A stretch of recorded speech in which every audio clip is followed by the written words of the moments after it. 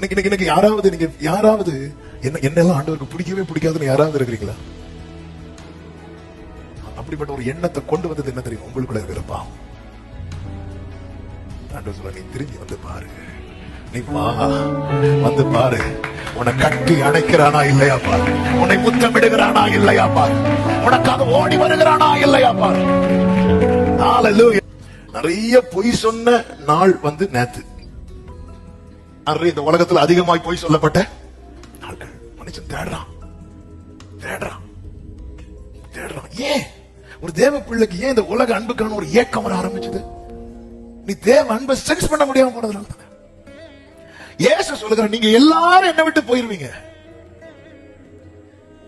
ஆனாலும் நான் தனித்திறேன், பிதா என்னோடு கூட இருக்கிறார். இது அவர் சென்ஸ் பண்ணலன்னு வைங்களேன், அவர் என்ன பண்ணிருப்பாரு தெரியுமா? ஆமே, அந்த அப்படி அந்த வேட நான் சொல்ல தயங்குறேன். ஒருவேளை அந்த இடத்துல நானா இருந்தா என்ன பண்ணிருப்பேன் தெரியுமா? பேதுரு பெயராத பேதுரு நீ பெயராத. நம்ம திருப்பி ஒரு வாட்டி கூட கடல்ல நடக்கலாம். சில அன்பு, சில உறவுகள் நம்ம விட்டு போய் வரக்கூடாது என்பதற்காக அவர்களுக்காக என்னெல்லாமோ செய்யறோம்.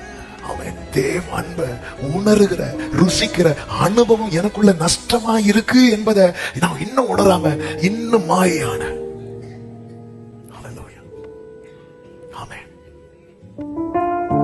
மாயையான மனித அன்பை உணராமல் பின்னே சென்றே.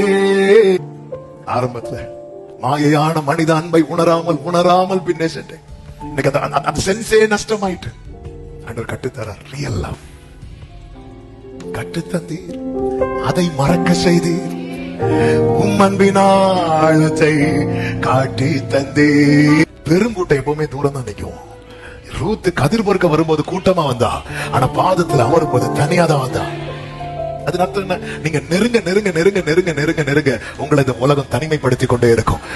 உலகம் உங்களை தனிமைப்படுத்துது, ஒதுக்குதுன்னா புரிஞ்சுக்கோங்க, நான் நெருங்கிட்டேன். நெருங்க தேவை பரிசுத்தம். ஆனா நெருங்க தான்